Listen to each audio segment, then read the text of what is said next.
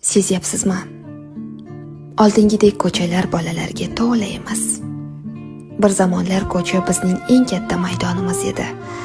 Darvozadan chiqish bilan o'yin boshlanardi. Quyosh botib, ko'chalar qorong'ulasha boshlasa ham yana 5 daqiqa deb iltimos qilardik. Arqon sakrab, oyog'imiz charchardi, lekin to'xtamasdik. Rezinka o'ynab sakrashni bilmagan qiz kam edi. Yutqazganlar kulib turib jarima bajarardi. O'g'il bolalar esa to'p tepib bir oynani sindirsa ham ertasi kuni yana o'sha joyga qaytardi. Yoz kunlari muzqaymoqning qog'ozini yalab, qish kunlari esa qo'lqopsiz qorbo'ron o'ynardik. Qo'llarimiz muzlab qolsa ham uyga kirgimiz kelmasdi. Qor odam yasab unga ism qo'yardik, go'yo u ham bizning o'yinimizning bir qismi edi. Bugun esa ko'chalar jim.